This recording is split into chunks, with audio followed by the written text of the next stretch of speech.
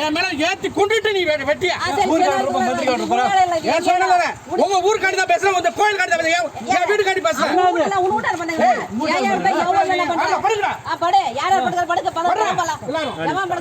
பாபா ஊருக்கார போறீங்க சரவணா ஒரு ஆளா இது யாரு நீங்க தான் வேலை பார்க்கணும். அந்த வேலை பார்க்கறேன், இப்படி பேசுறது எனக்கும் தெரியும். அந்த வேலை தான் நானும் பார்க்கறேன். சீக்கிரமே அவன் பார்த்து தருவான்.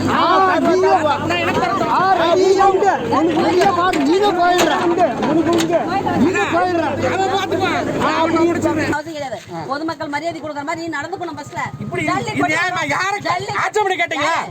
ஒரு வேலை ஆரம்பிக்கிறதுக்கு முன்னாடி ஆட்சேபனை கேட்கணும். யார்கிட்ட ஆட்சேபனை கேட்டீங்க? யார்கிட்ட ஆட்சேபனை கேட்டீங்க? நான் ஆப்ஜெக்ஷன் தெரிவிக்கிறேன். இதுக்கு கோயிலுக்கு நான் அதிகாரிங்க, நான் ஆப்ஜெக்ஷன் தெரிவிக்கிறேன். நான் என்ன கேக்குறேன்னா ஜாயின் ஆகி எத்தனை மாசம் ஆச்சு? எத்தனை மாசம் ஜாயின் பண்ணி? நீ ஜாயின் பண்ணி நீ யாரு? நான் கவுன்சிலர். நான் காலேஜ் பஞ்சாயத்து இந்த கவுன்சிலர், இந்த ஊர் கவுன்சிலர். நான் ஜாயின் ஆகி 6 மாசம் ஆச்சு. 6 மாசம் கண்ணு தெரியுது. கண்ணு ஏத்தச்சிந்தா. இந்த தாத்தம் வந்து இது யாரோட பொறுப்பு? இது யாரோட பொறுப்புமா? இது யாரோட பொறுப்பு? நீ சொல்லு. அது போறத நான் சொல்றேன். நீ சொல்லு. அது போறத நான் பண்றேன். அந்த தண்ணி எங்க போதோ விட முடியாதுமா. அம்மா அங்க போய் நினைச்சுக்கங்க. ஃபர்ஸ்ட் பாக்க நல்லா அதிகாரம் தெரிஞ்சா அப்புறம் பார்த்தா நீ என்ன வேலை செய்யணும். சார் ஒரு விஷயம் சொல்றேன், எங்க ஊருக்காக இன்னும் 2 லட்சம் கூட போட்டு எவ்வளவு சேஃப்டி 50 டன் நிச்சயம் கூட பண்ணி கொடுக்குறேன். ஆனா பண்றேங்க. ஆனா மறுபடியும் அன்னைக்கே சேர்மனே சொல்லிட்டு போயிட்டாரு, இதுக்காக நான் ஸ்பெஷலா போட்டு நான் பண்ணி கொடுறேன்னு சொல்லி போயிட்டாரு.